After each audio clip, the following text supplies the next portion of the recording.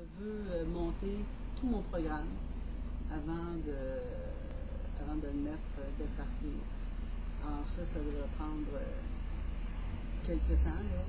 Ça va être un parti qui va être différent dans le sens que moi je veux faire appel aux citoyens. Dans le sens que je veux que les citoyens présentent des projets. Il y en a plein qui présentent des projets en ce moment, des projets qui sont rabroués ou il y a une effervescence. Les gens sont, les citoyens ont plein d'idées nouvelles. Et c'est très difficile à l'heure actuelle de les faire passer au sein des partis. Il y a tout un processus qui rend la chose difficile. Et je pense qu'à l'heure actuelle, les partis font en sorte que, bon, c'est le chef et tout ce qui vient de la base est un peu écrasé, sans compter le fait qu'il y a plusieurs idées qui sont volées aussi, hein, et que c'est les autres, les gens déjà connus, qui s'approprient les idées des citoyens. Et ça, je trouve ça inacceptable. Je trouve que il faut faire grandir les citoyens. En ce moment, les grands arbres cachent le soleil aux petits, les empêchent de grandir. Je pense qu'il faut prendre les petits et les aider. Un parti, normalement, devrait être là pour ça. Prendre le petit et l'aider à grandir. Et se faire un nom aussi. Hein? Comme Marie-Josée Drolet, une nouvelle intervieweuse. Il faut l'aider à grandir. Il ne faut pas l'écraser par ceux qui sont là à Radio-Canada, etc. Il faut l'aider dans le but qu'elle s'est fixé. Et voilà, c'est ça. Et le financement le moins possible, parce que je veux que ce soit des bénévoles et des gens qui vont faire partie du parti, ça va être des gens qui vont avoir des projets positifs. Parce que je vais vous dire franchement, là, moi, j'ai un parti indépendantiste, mais je ne veux pas de gens qui seraient membres dans le but de démolir tout le monde.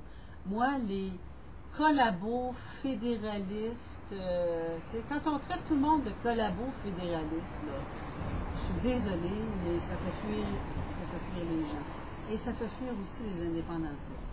On peut-tu, à un moment donné, prendre les choses une à une et respecter les gens? Je respecte les gens qui ne sont pas pour l'indépendance. Mais une fois qu'on va voir l'indépendance faite, on va être tout le monde dans le même pays. On peut-tu commencer par s'entendre avant de faire un pays plutôt que juste après? Hein? Parce que si on commence à s'entendre avec tout le monde et à respecter les gens, peut-être qu'on va réussir à avoir un 50% plus 1. Parce qu'à l'heure actuelle, la façon que les indépendantistes fonctionnent, ils tapent sur la tête de tous ceux qui sont contre l'indépendance. C'est pas comme ça qu'on agit avec les gens. Je suis désolée. C'est comme avec un enfant qui vient grappiller dans un tiroir tout le temps. C'est pas en lui tapant dessus que. Il faut leur montrer que l'indépendance. Il faut leur montrer que le tiroir, il faut le laisser fermer parce qu'il y a des choses dangereuses. Il faut y aller avec respect. Et c'est ce que je déplore grandement au sein de certaines personnes qui militent pour l'indépendance. Il n'y a aucun respect face aux gens qui ne pensent pas comme eux. Et ça, je vais vous avouer, là, ça me met bleu marin. C'est peut-être d'où le Québec bleu. Non, c'est pas vrai. Québec bleu, c'est le drapeau. Le drapeau est bleu et blanc. Et j'aime bien le nom Québec bleu. Il faut partir des besoins. Les gens qui veulent faire partie d'un parti politique, les membres, doivent penser aux intérêts collectifs. Moi, je vous jure que je n'aurai pas de gens qui vont vouloir faire passer leurs intérêts personnels.